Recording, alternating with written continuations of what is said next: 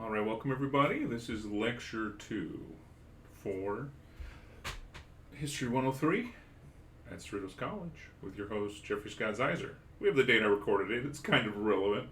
Hopefully I'll be able to use this in the future too. So today, what are we covering?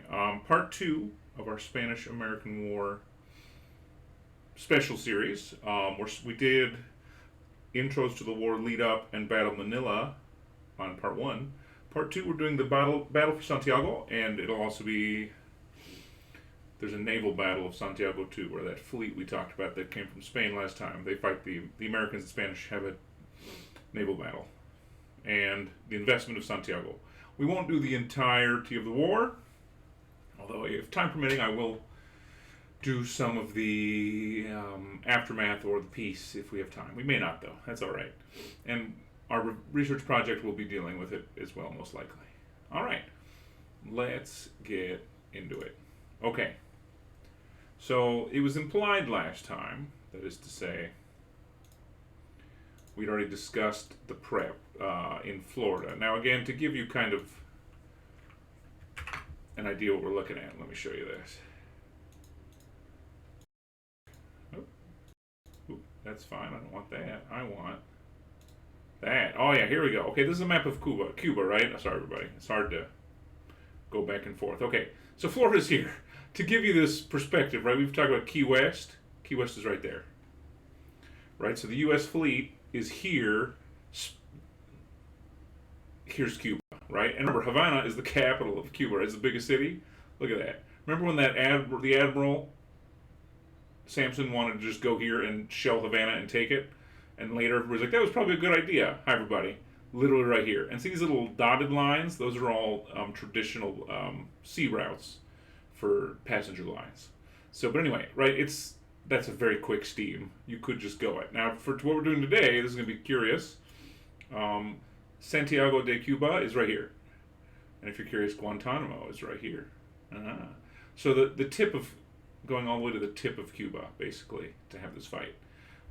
We'll talk a little bit about the reasoning, but just to give you the geography, right? So, in the class, we've emphasized the kind of shift in 19th to 20th century U.S. is the shift from mostly local international incidents to international, like faraway ones. So the U.S. in before the 20th century, generally, this is the kind of business they had. Because again, we're not going to get into so much cause, but part of the cause is just this, everybody.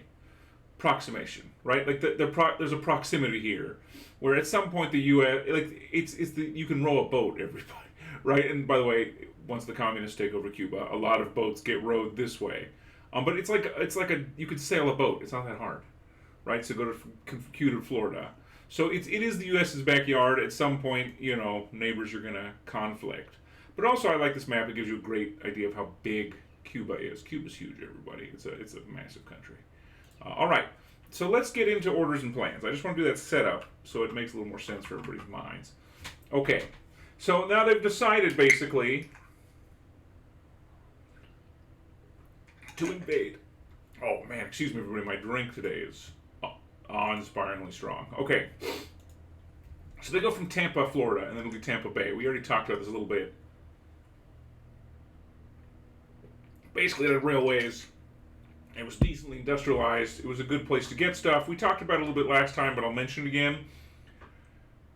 One reason they actually picked Tampa, it was hot. Hi, everybody. Florida is hot. Very hot, right? And this is going to be June, April, so spring to summer season in the Caribbean. So if you don't know, quite hot, humid, tropical. A majority of the U.S. troops, by the way, are from the north, the Midwest, and the Northwest. So, for example, they showed up, I showed you this picture of American soldiers, they actually showed up with heavy wool uniforms and didn't get issued new uniforms till June. Now, the kind of good news of it, I guess you could say, is they were forced to learn the climate, being acclimated. And basically about April 1st or so, they start showing up. But a lot of northern troops show up, which is just, Florida, Tampa's not great, but at least it does have that advantage of forcing the soldiers to get used to the tropical climate. And if we haven't really talked geography, everybody, but in the U.S., basically the only tropical climes are tip of Florida, and after this war would be Puerto Rico.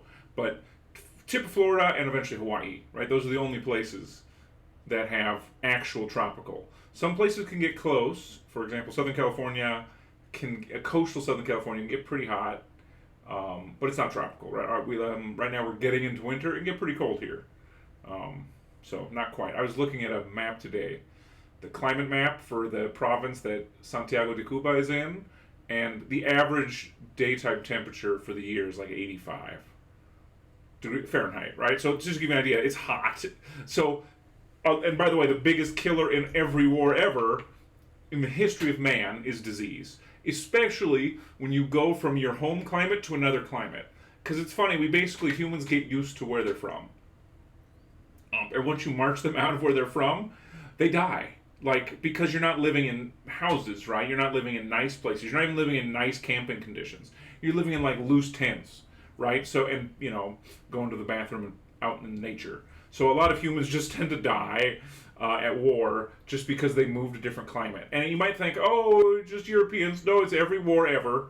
There's a war in the 1600s called the 30 Years' War, where, like, Swedes went to Germany, it was too hot, and they died in the summer.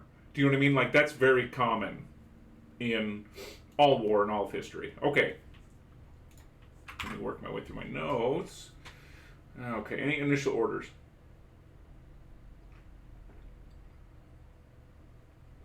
Okay, kind of the goal here, the plan is, quote, to aid and support insurgents in Cuba. There's still that idea that this is for Cuba's sake, right? That's the casus belli, the just cause for war. Inflict damage on Spanish forces, avoid serious injuries to his own command. This is for a guy called General Shafter. He'll be the guy, unfortunate name, he'll be the guy who actually invades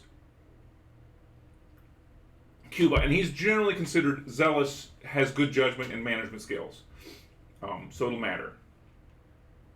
So from May, they start to plan the attack. There's a lot of primary source stuff here in this book if you want to read it. And this is all from volume 2, by the way. But yeah, basically, seize a port, try to invade Cuba. That's their goal right now. And the U.S. starts with around 10,000 soldiers. And throughout May, they basically debate where to go. And they do some test expeditions in May, where they get a couple guys and try to invade different ports. And eventually, once they figure out that the Spanish fleet is at Santiago de Cuba, that's when they decide we're going to attack Santiago. We want to get the fleet, the Spanish fleet, and take the city. And so May 31st is when they finally decide, let's go, let's do it. The decision's been made. Now May into June, right, we're getting spring into summer. Caribbean's going to be hot. We'll see that in a minute. Okay, initial instructions. This is May 31st. 1898, right? So they finally decide to go. So the goal is, quote, place troops on the high ground above the bluffs on Santiago Harbor or interior to the capture and destroy the Spanish garrison. Hi, nobody ever wants to have a fair fight, everybody. Just point that out. So the American goal is basically take some of the hills above the harbor and, like, shell the city and, more importantly, the fleet. Just sink the fleet in the harbor, right? Why would you want a fair fight? Again, these kind of tactics, if your enemy lets you do it, actually leads to less death. Funny enough, this reflects a Japanese tactic they did on the Chinese I think it's literally the same year. It might have been 1 year before, but I think it's almost the same year. The Japanese have war in the 1890s where they managed to sink an entire modern Chinese fleet in port. Something interesting. Okay. So they basically embark. Now they have some issues. For example, quote, equipment shortages. Several volunteer regiments lacked uniforms, arms, blankets, tents, and camp equipment. Remember I said, like, moving a little bit can kill you? It's even worse when you're not properly equipped. And there's a bunch of delays in supplies, basically. Trying to get complete rations was hard. They didn't have enough siege artillery at the beginning. Just even loading the vessels was hard. They didn't have enough wharfs, which is just temporary ports, right? and even President, who at this point was Colonel Roosevelt, wrote about it, saying how chaotic the embarkation was. People didn't even know what ship they were supposed to get on. So remember, it's good to remember the U.S. was a pretty new power. And hi, everybody, in all of history, it actually is very hard to be coordinated. Every nation ever struggles with it. If you can keep anything coordinated, you tend to beat everybody else because they're uncoordinated. It goes back to the Romans, right? Now, by that metric, you might say, okay, Professor, if Spain managed to, say, conquer almost all of North and South America, does that mean at one point Spain was very coordinated? Yes. At one point, Spain was high competency, high coordination. Their golden age was more than 100 years. And by golden age, I mean nobody could stand up to them. So they were coordinated, high skill, high talent, very high bureaucratic talent. I mean, I was even preparing for this war, and my readings about colonial Spain come up. A lot of these ships are named after famous, competent men from Spain's colonial period. Just if you're curious. Okay. Now,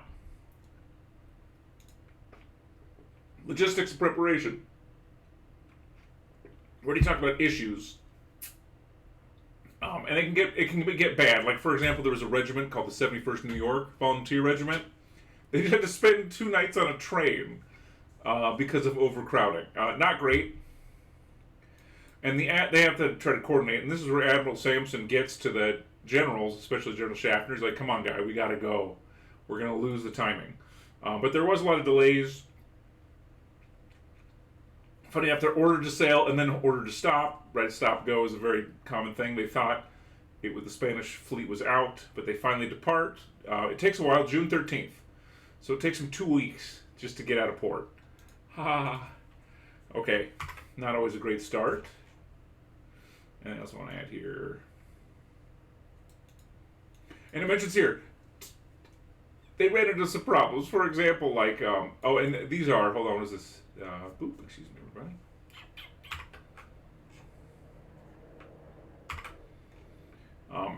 There's problems on both sides, let's just say that. The Spanish, for example, they just didn't have tents. They had to use local vegetation and just like make homemade tents. So again, America had supply issues, Spanish had supply issues. So these were basically decently well-matched sides. All right. Let's talk about the place, Santiago de Cuba. Okay. So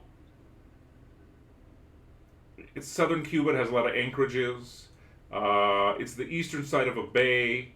It's enclosed by mountains for 5 to 10 miles. And we already talked about it. It has a very enclosed harbor. Basically, you can park in the harbor and can't be seen from the ocean, which is generally considered to be a pro.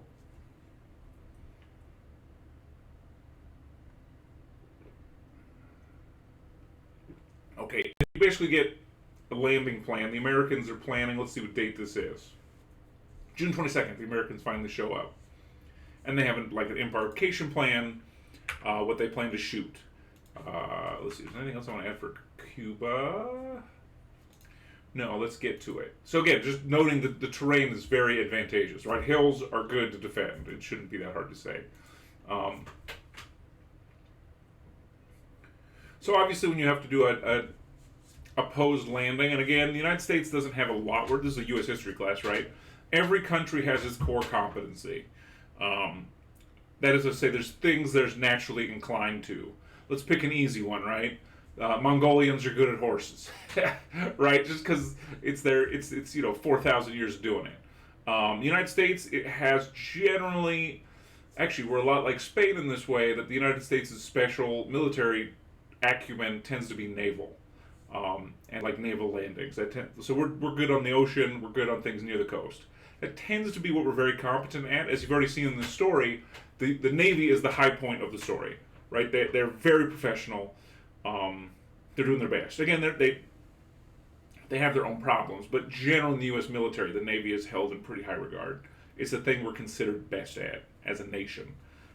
We're surrounded by giant oceans. How else are you going to do it? So it makes a lot of sense. So they're planning these landings, and again, naval landings are hard, everybody.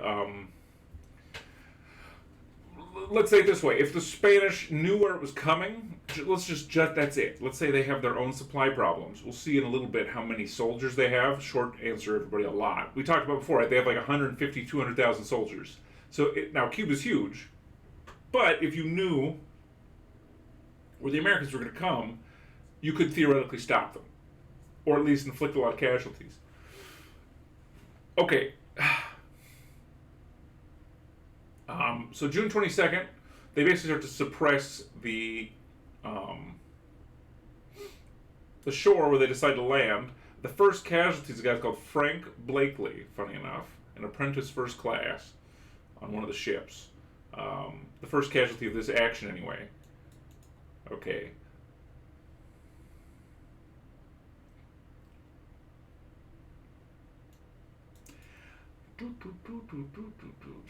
So they landed in a place called Siboney and Estenada de los Altares. This is where they landed, close to Santiago, and I think it's within a couple miles. It's pretty impressive. So the Americans managed to force a landing. Again, they have a naval fleet helping them. It's not shocking. Let's see here. There was an attempt to distract the Spanish, obviously, right? If you want to land unopposed, it's always decent to invade multiple places so people can't, or pretend to invade multiple places. And of course, the U.S. tried to do that too. Ooh. Oh, come on. There we go. Okay, how about the Spanish? What are we looking at? Okay, just in Santiago. Okay.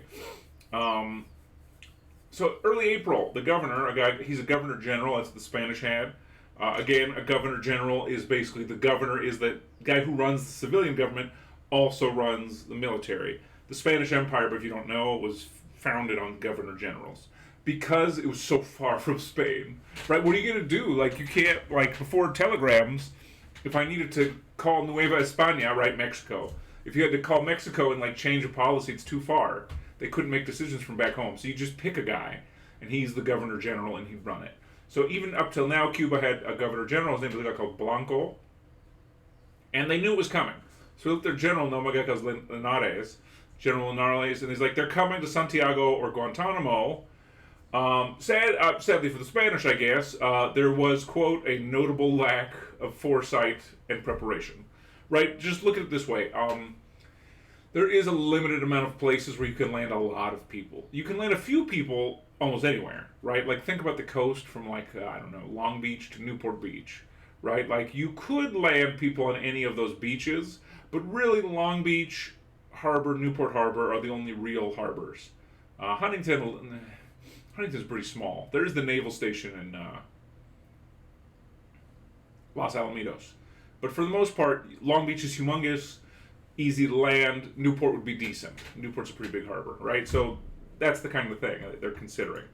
Now, to have an idea how many soldiers they have, the Cubans have roughly, let's see, 1, 2, 3, 4, 5, 6, 7, 9, 10, 11. They have 12 regiments, roughly 30,000 men. In just eastern Santiago. That's it. So, again, it's a big deal. And the Spanish were actually prepared. I mean, they weren't an empire for no reason. They had blockhouses on hilltops and mountain peaks near Santiago. They were elaborate and provided excellent means of communication and defense. So the Spanish just built their barracks on hills. Like, they knew this would be useful.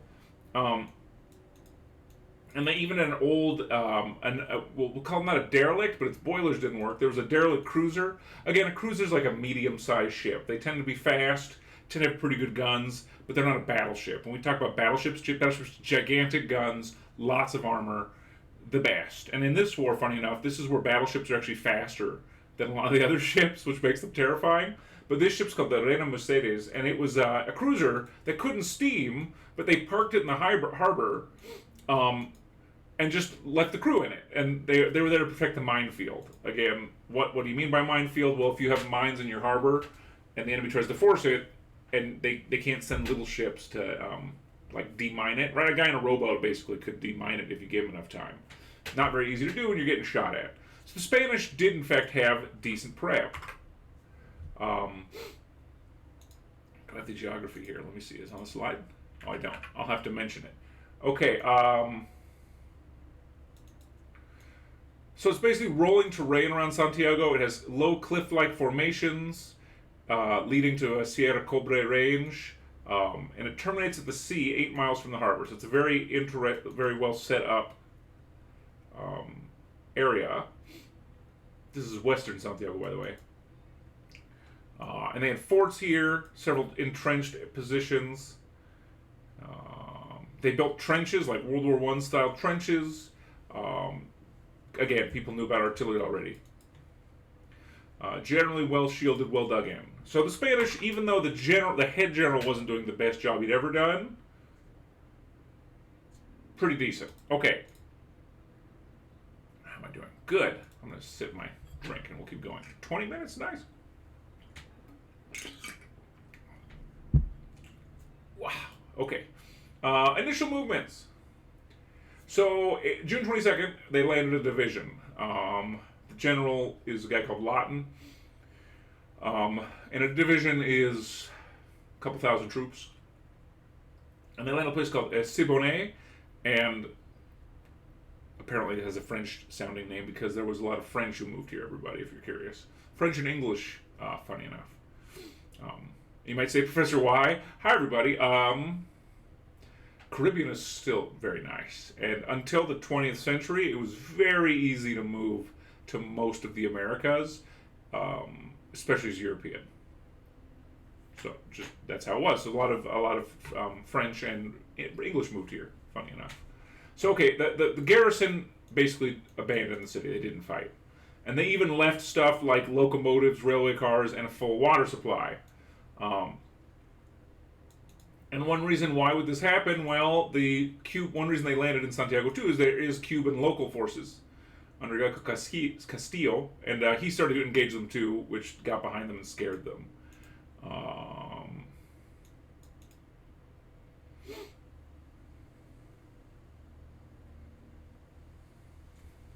Okay, so they set up, and then 2 days later, there's the first battle.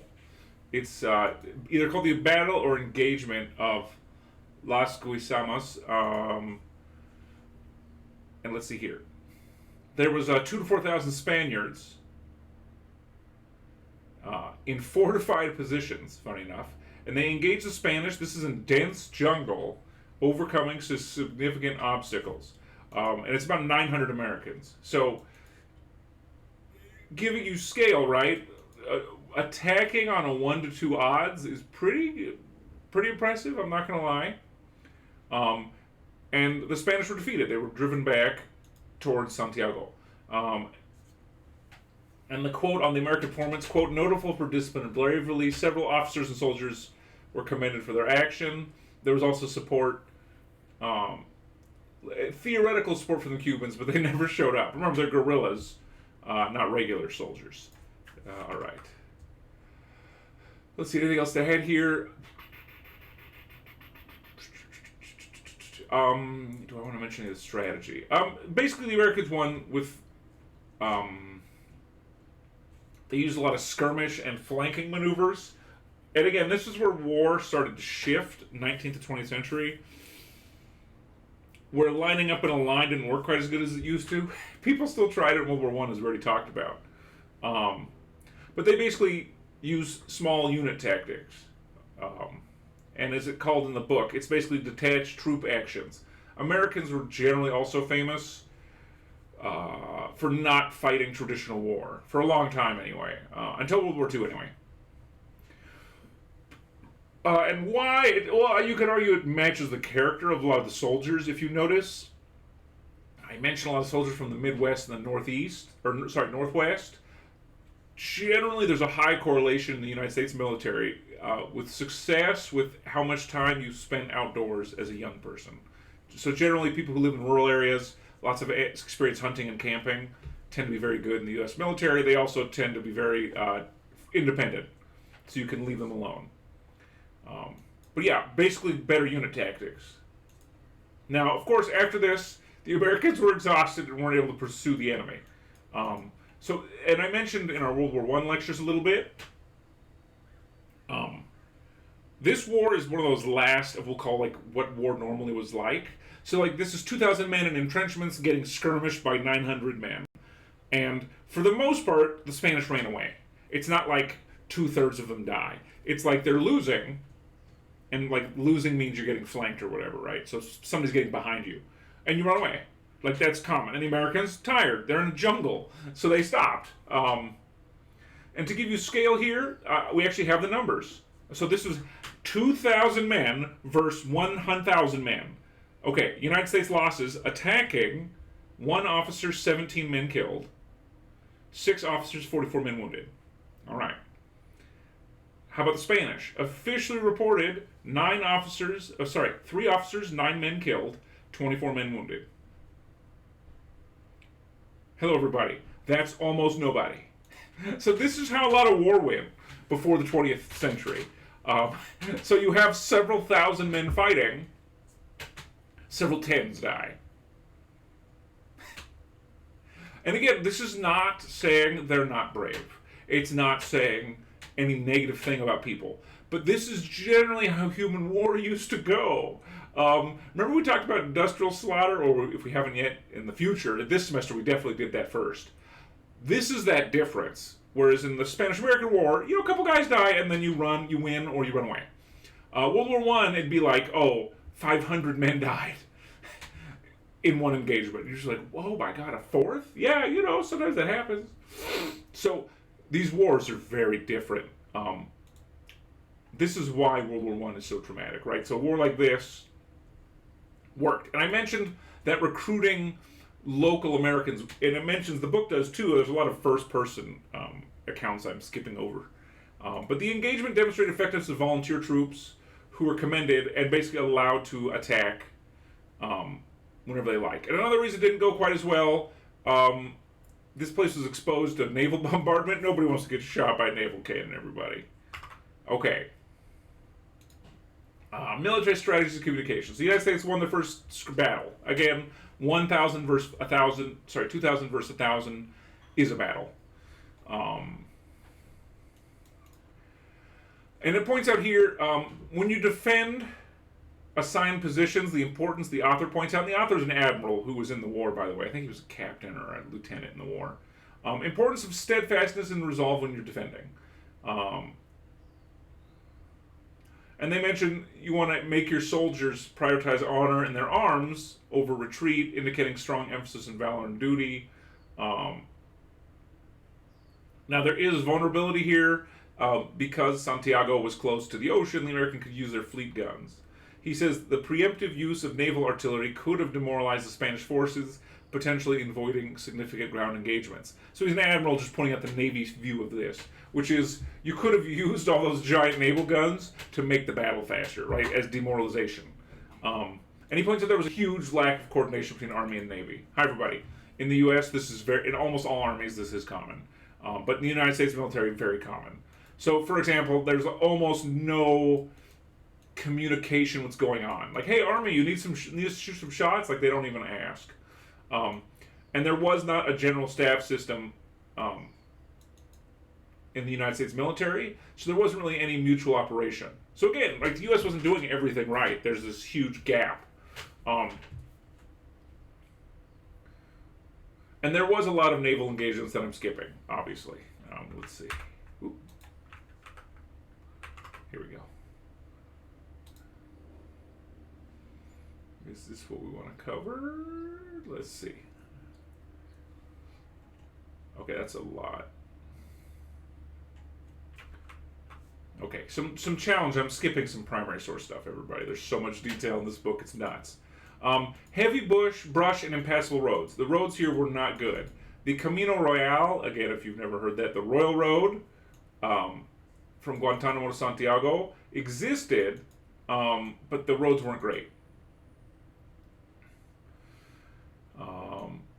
But generally trying to get closer was their goal. There's challenges, though. Troop had been off transports for 3 days. They were only told to take 3 days' rations. Like, they ran out of food, everybody. Pack trains and wagons were not ready for immediate use. Hi, everybody. A big challenge in war is how do you feed your soldiers? Again, sometimes you wish people would ask this question. Remember, this is right next to the U.S. coast, and they have trouble with this. You might ask, wait a minute, Professor, what if we fight, like, on the other side of the ocean? Isn't that harder? Yes. So there is a huge logistical network, but it takes a long time to get them unloaded. It mentions there's lots of blockages and breakdowns, steams rising after rain, delayed fording. There was fevers among the teamsters, packers, and troops. People getting sick. Remember we talked about that? Delays due to untrained replacements, mules and horses affected by disease. The literal animals get sick. Inconsistent supply of full rations, and it's just due to command failure. So even the U.S., hi everybody, struggling. Like we said, the U.S. can get the guys there. The ground fight is sometimes harder. Okay, we're not there yet. Let's see here. Supply morale. Allegedly there's enough, but they were so they had stuff like hard bread, coffee, and sugar, which isn't bad, but they lacked things like onions, potatoes, tobacco. And they mentioned, quote, tobacco was particularly critical for maintaining contentment and managing the stress of campaign. Smoking's good for relaxing. Now, funny enough, the soldiers adapted fine. They learned to manage their rations and use the environment.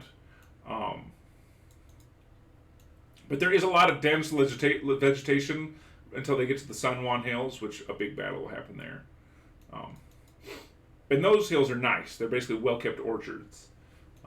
And basically the Spanish had been spending several weeks fortifying San Juan Hills. And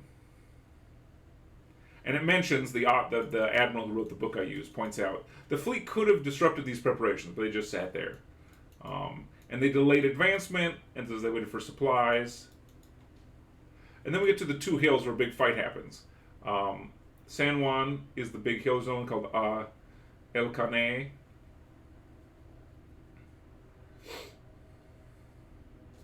So, I mean, again, attacking hill is not everybody's favorite.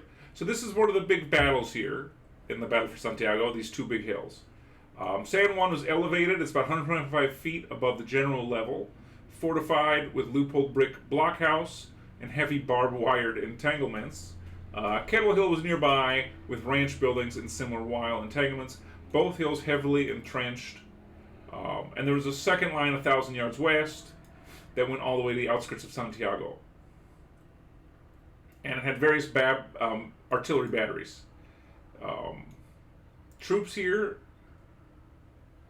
there is about 1,000. Maybe a little bit more.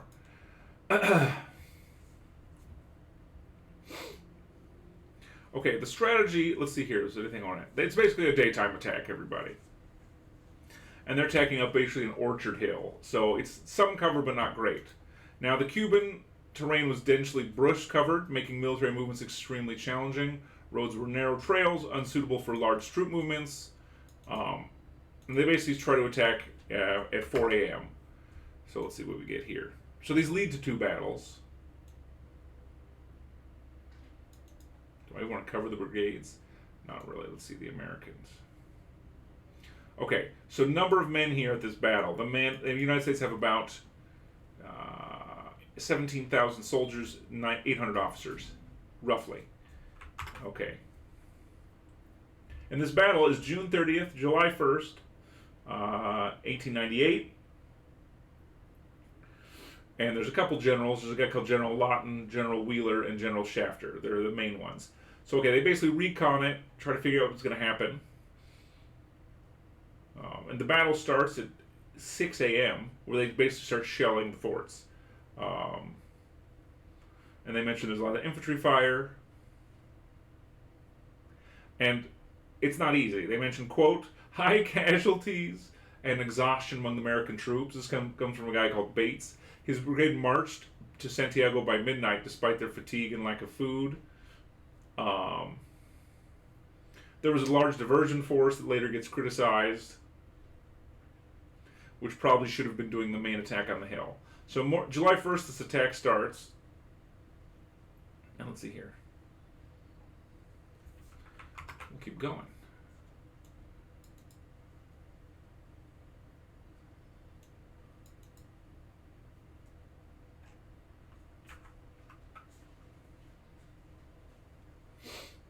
There's a bunch of stuff I'm skipping.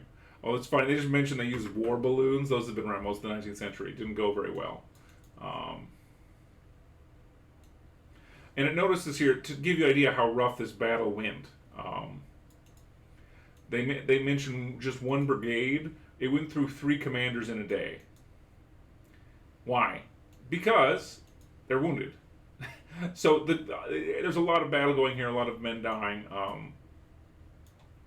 or at least being wounded.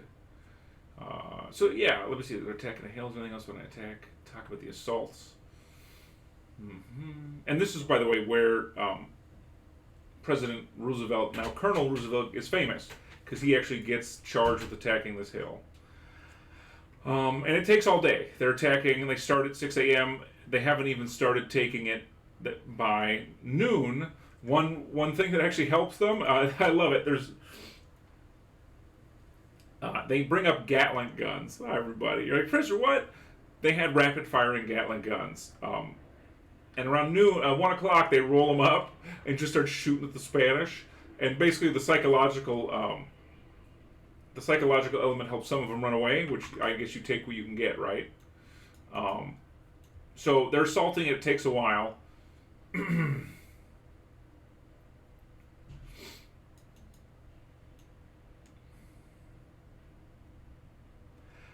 it is not that easy.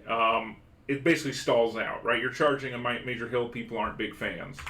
Let's see here. Is anything else I wanted to...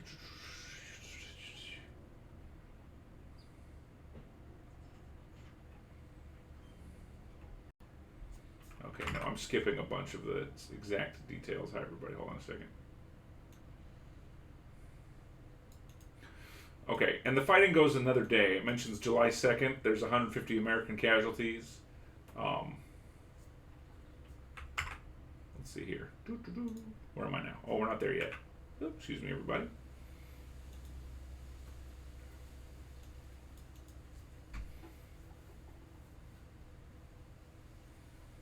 Okay. Oh, where am I going? Okay. Any other notes to make? Yes. It takes up to the 3rd to basically win this. How is it won? Again, it's the same. Basically, they pin them down and then flank them. The flanking comes from that 1st Cavalry of Roosevelt. They actually dismount. I know this is weird to say it. They're cavalry. Like, why would you get off your horse? It's easy to shoot a guy on a horse. So they basically dismount, charge the hill, take it. Hooray. So again, though, it's funny that this is called Second Generation War. There's a couple famous military history guys who've tried to explain what the different generations of war. But this is basically pin them down and flank them and hit them with artillery. That's basically what's happening here. Although the author complains that they should have done that artillery thing better, aka let the Navy help. Probably couldn't hurt, but it was basically pin them down, flank them. That's the basic strategy. And again, that works in smaller engagements, but again, it's also a lot of guys suffer. So there is good leadership. It's just the plan. It gets critiqued as being not great. It's pretty basic. Like I said, the United States is not famous as an army power. That's not the thing they're famous for. Let's see here. Okay, so there we go. So this hill gets taken over San Juan, and we talked about a cruiser, right? Those are decently large guns getting shot, but that's not fun. Okay, so this hill gets taken, and then the Spanish start to worry because the situation in Santiago is not good. There's a limited food supply. Basically, the population is reduced to eating rice. Vulnerability to destruction by the American fleet, especially talking about the Spanish squadron, right? If they don't do anything, they'll get destroyed. And the army's coming. And then there's an imminent need for capitulation, aka the city has to surrender at some point. So, okay, what happens? June 20th, the Governor General telegraphs the Minister of War,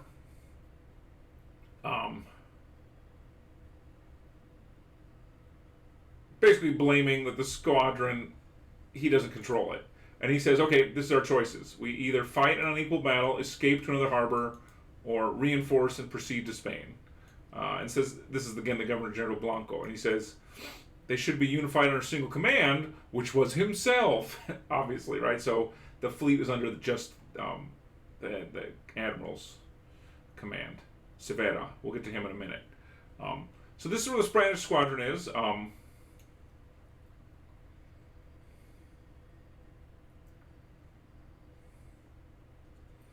And then Cervera complains, basically, saying it's impossible for the squadron to escape and his intention to resist and destroy the ships. He expresses pain over the untenable situation and acknowledges responsibility as an actor in it. By the way, Admiral Cervera is basically a hero. I'm not even Spanish, and I'm going to tell you. The guy, last time we talked about this guy, right? He knew he couldn't send his fleet out, right? He's like, this is not going to be a great idea. I'll go, because it's my job, right? I'm a Spaniard, I'm loyal, and I go. And he went, and he made it all the way to Cuba, and then he's there, and they basically don't let him fight, and he's just in port. And then now they're trying to basically get him to like run away, and he's like, it's still my fault. I should have done better. And he calls a council of war on the 24th, right? This is the same time those battles we're talking about are happening. And his captains unanimously agree a sortie was impossible. A sortie, by the way, is when you have a siege, right? And you break out to try to like relieve some of the pressure when you're under siege. This is a naval sortie, so they're going to send the fleet out, right? And basically, him and all his captains know it's not going to work. And he communicates with the government and says, "Hey guys, it's not going to work." And he sends a detailed report on the 25th. He says the squadron's in poor condition, limited ammunition and defective guns, insufficient torpedoes and heavy armament. Remember, they had that problem back in Spain. Inadequate coal and provisions. They had that problem getting here, right? They burned all their coal just to get to Cuba. And then superior strength of blockading fleet. And he reiterated that a sortie would result in certain destruction. And the local commander, General Linares, thought the Cervera should attempt a sortie, citing the quote-unquote moral impact of losing the squadron without fighting. So then Cervera, the admiral, again says he believes the squadron was lost since leaving Cape Verde due to disparity in forces. So again, right, Cervera is pretty honest. He's like, I didn't think we were going to make it anyway.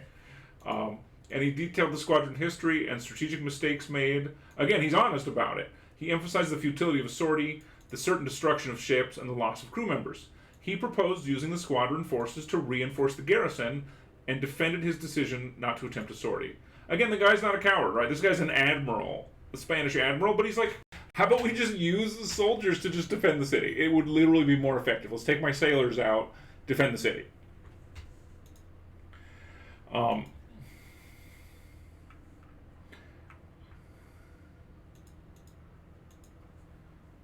And again, the Governor General keeps saying, why not do a sortie? Come on, it can't be that bad.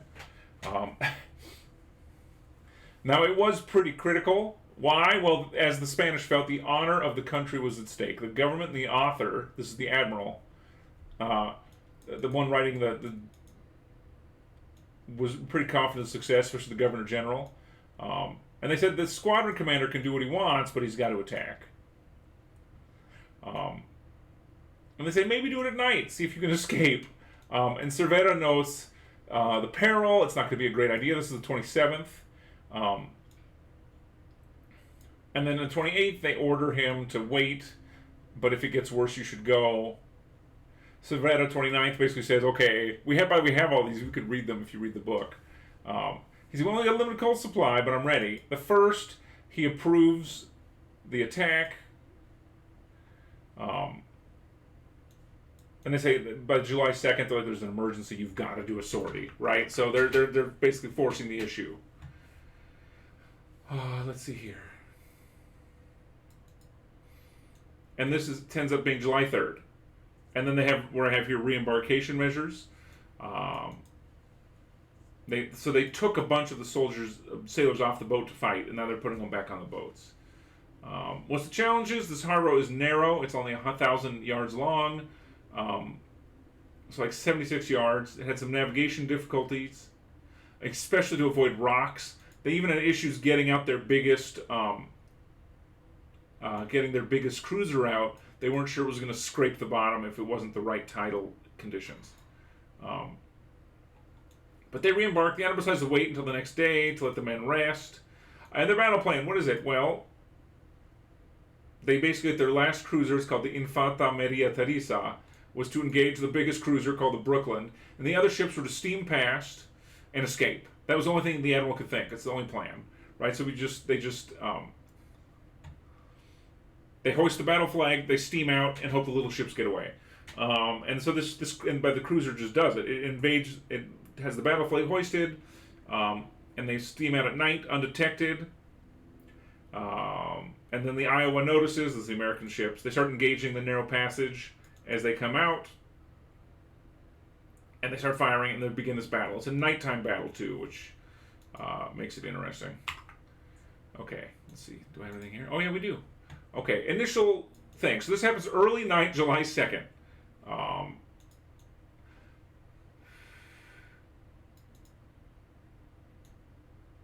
And let's see, the weather, interestingly enough, was less wind, smoother sea. It was a Sunday morning, a little hazy. And basically, the American ships were posed in an arc, basically waiting. This is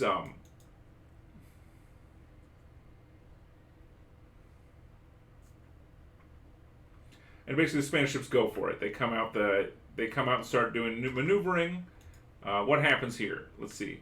The Americans moving close. So the Spanish come out this little narrow harbor. The flagship, the Maria Teresa, is under fire from the entire blockading fleet as soon as it exited the harbor. Initial range is 5,000 yards, which is like a medium range, I guess you could say. The Americans start to maneuver. The Spanish try to do their strategy, but to be fair, it mentions the Spanish were unprepared, and they hadn't even fired their 5.5-inch guns, which by the way aren't very big, until the battle started. And an American battleship basically intercepts the Spanish cruiser, and then the rest of the American ship starts chasing the Spanish squadron as it steams for it. And actually, the admiral was forced to take direct control as the captain of the ship was injured, and it had severe damage. It burst its steam pipes. This is the Maria Teresa, by the way, which reduced its speed and maneuverability. The ship was breached 64 miles from the entrance. Now, I'm going to give you a point. The ship did last 64 miles out, which is pretty intense. And in these days, what really would take a ship out is fire. Actually, it still does. The ship lights on fire, and eventually the engine dies, ammunition starts to light on fire, and they're forced to surrender and evacuate. And then they had to flood their magazines. That means we have to open the ship and let water come in so your ship doesn't explode. And this is the crazy part. Not crazy, but it shows you this war isn't about just killing all your enemies. The crew is evacuated. They basically lower their flags. The Americans come up and help them evacuate as their ship sinks. So even on the Navy, hi everybody, the goal isn't kill them all. This is not World War I or World War II yet. The goal is basically win, right? You win, and then your enemy is lowered his flags, so now you go help them.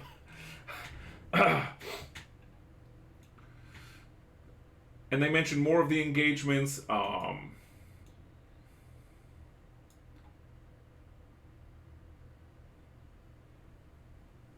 And several of the destroyers try to escape, but almost all of them are chased down. There's a ship called the Vizcaya and Cristobal Colon. They basically get a little further, and they're forced to be chased, but most of the destroyers don't even make it out of the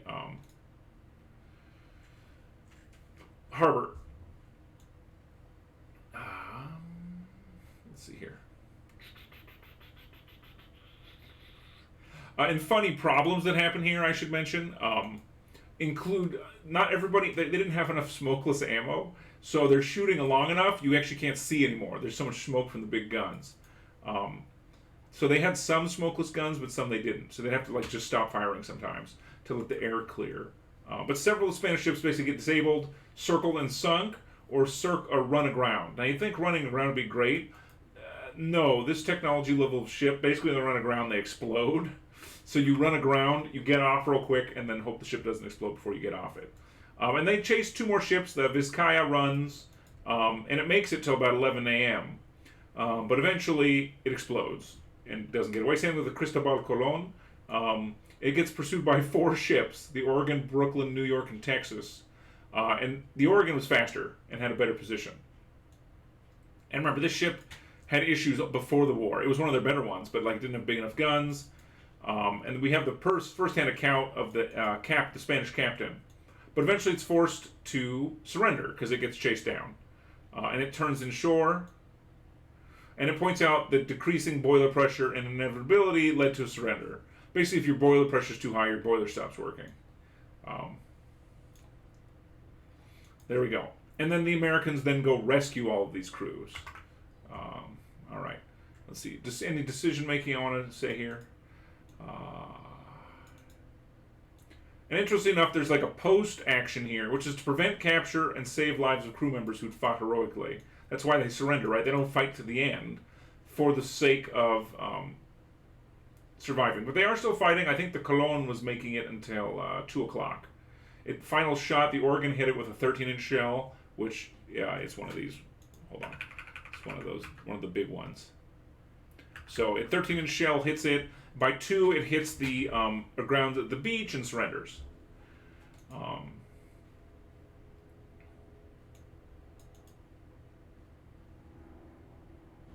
And the reports are a little bit mixed, but they do secure the boat. So the Colon, for example, gets captured.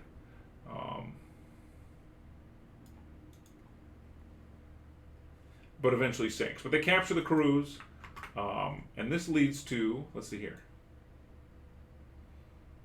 Oh, we get the geography of the battle. I don't know if we're worried about this. There's some post-action, basically, battle information. I don't care that much about that. Let's skip that. Distance covered is interesting. Basically, the battle lasted 3 hours. It went 50 miles. Average speed 16 knots. It's not that fast, but it's decent. And everybody got slower as the battle went on. Just their ships didn't hold up very well. After the battle, they basically start mining and counter-mining, the Americans, because they won the battle, right?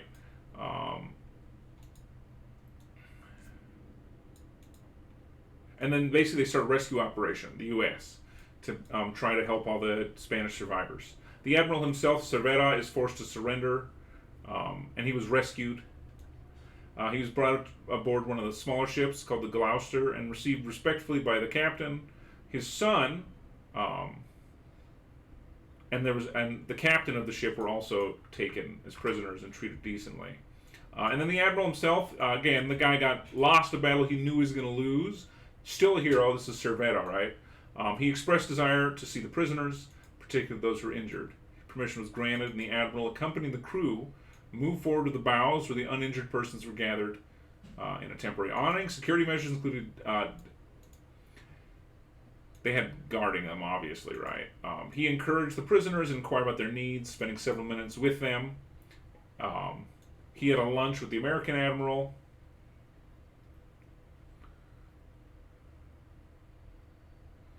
Let's see here. And they mentioned Cervera was in high spirits, relieved of the burden and responsibility. He expressed satisfaction with the meal. Very polite man, right? And he says discussions why the Spanish fleet did not come out at night, attributing the searchlights in the American battleships. They ended up fighting in the daytime. That's the problem. And because of the tides. And they said the admiral mentioned acting under positive orders to come out despite overwhelming superiority. The narrator complimented Spanish officers for their valor, which was appreciated and repeated among the officers. By the way, the narrator means at the time the Americans complimented the Spanish. They did transfer of prisoners and funerals at sea. Again, burying the dead. They had a Roman Catholic chief do it, so it was, we'll say right. Let's see here. Anything I want to do about that? Generally, care for the prisoners was considered good. Again, we're talking about the Navy. The Navy was very professional. They did rescue operations, doing their best to rescue men. Just one ship, by the way, rescued like 600 men. Harvard's one of the smaller steamers. Generally, the people were well received. The men generally evacuated where the ship sunk. It mentioned the ship we heard that got away, the Vizcaya. The captain was a guy called Ulate, and he surrendered and got his crew off before the ship exploded. Again, there was this idea that it needed to do. They even moved the Admiral Cervera to the Iowa, which was the flagship. They showed him respect for his gallantry. He had a lot of concern for his men. He was a good guy. Now, again, giving you scale here, everybody. This is 15 ships or so get sunk. 323 killed, 151 wounded. Americans lost 1 killed, 1 wounded. Now this shows you how, everybody, naval war is always more brutal than land war, generally. So again, most of the Spaniards still lived. I think there's 10,000 sailors or something. So most of the sailors lived, right? Again, the point of war wasn't to completely wipe out your enemies. Hi everybody, this is why the 20th century is so crazy. It's the first century where everybody had this idea, like, I know what I'm going to do. I'm going to wipe out my enemy to the death. All right. Didn't happen in there. So again, very basically respectable battle. Now some of the analysis, comparative performance. We had the accuracy of the ships. Funny enough, accuracy is roughly 90 to 80, 70%. Just kind of depends. Now, why would you be more or less accurate? And why did the Spanish suffer? Generally, danger, excitement, changing ranges, and dense smoke affect how well you can hit stuff. Now, generally, Americans had pretty good naval tactics. Spanish ships were destroyed from a distance of at least 1,500 yards, indicating pretty effective shooting. Spanish cruisers made efforts to escape, limiting close-range engagements. Now, the trouble is to figure out how well you did. It mentions there's challenge in assessing damage. Fire and explosions destroy evidence of hits. Projectile striking boats or bursting above the ship leaves no trace. However, the Spanish officers report heavily casualties and devastation, suggesting underreported hits. How about the Spanish perspective? Spanish officers and sailors described severe damage and loss of life. The Spanish cruiser Maria Teresa suffered extensive internal damage from shelling. The Oqueño and the Vizcaya experienced magazine explosions and structural damage. But what's the conclusion? The admiral points out the American shooting was accurate and effective. And the Spanish accounts and physical evidence indicate a number of hits were a lot higher than reported. Now, they point that out because this is one of the wars where they had to figure out how you design the next war's ships. And funny enough, this war is one where they start to take small guns off the ships. Basically, anything under 5 inches is too small. It doesn't do anything. So you shoot these little guns, pew, pew, pew, they're cannons, but they're basically useless. At this time, these ships, like the picture I have here, just covered in cannons, all kinds. But for the most part, they stripped them out and went to big cannons, and that's it. And they mentioned all the ships that were sunk, and salvage efforts trying to recover ships. They weren't able to recover. Now, damage to the Americans. The Brooklyn, one of the cruisers, was hit 20 times. By whole shot and by shell fragments and machine gun fire. Damage included dents to the armor, holes in the side, damage to smokestacks.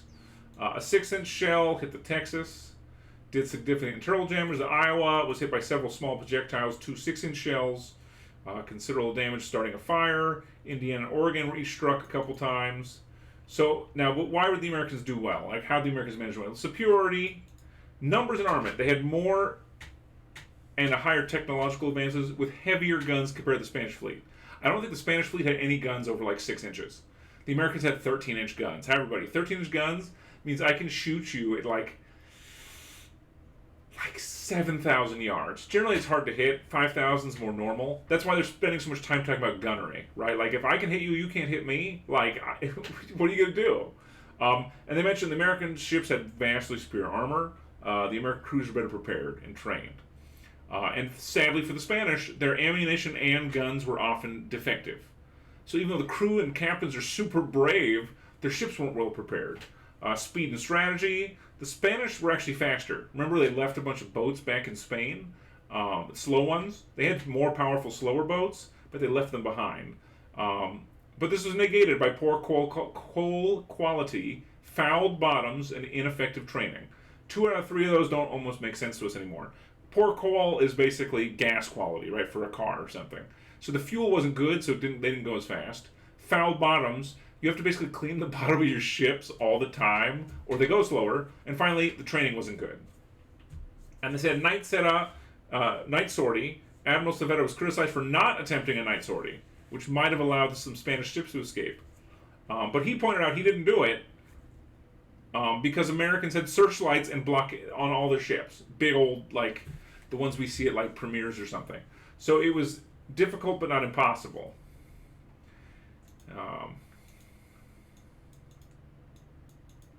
And after, by the way, the Americans did believe that a night sortie could have been successful. The American searchlight and blockade was significant challenges, but some ships definitely could have got away. And again, a lot of this we know because the Spanish wrote more.